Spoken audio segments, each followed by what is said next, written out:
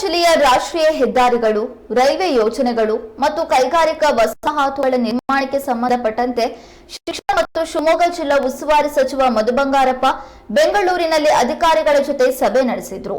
ಭೂಸ್ವಾಧೀನ ಪ್ರಕ್ರಿಯೆಗಳಿಗೆ ಸಂಬಂಧಪಟ್ಟಂತೆ ಉನ್ನತ ಮಟ್ಟದ ಅಧಿಕಾರಿಗಳ ಜೊತೆ ಸಭೆ ನಡೆಸಿ ಅಗತ್ಯ ಮಾಹಿತಿಯನ್ನು ಪಡೆದು ಸಲಹೆ ಸೂಚನೆಗಳನ್ನು ನೀಡಿದರು.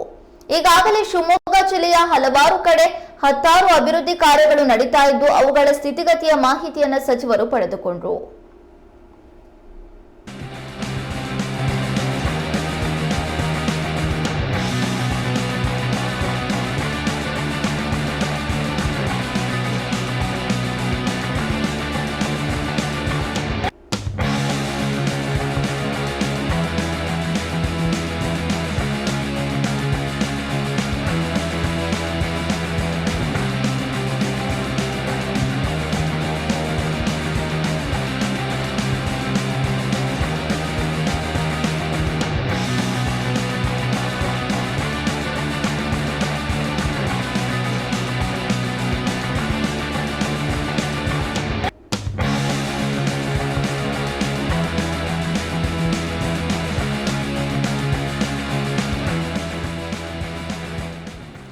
ಶಿಕ್ಷಣ ಸಚಿವ ಮಧು ಬಂಗಾರಪ್ಪ ಇದೀಗ ಉನ್ನತ ಮಟ್ಟದ ಅಧಿಕಾರಿಗಳ ಜೊತೆ ಸಭೆ ನಡೆಸಿದ್ದಾರೆ.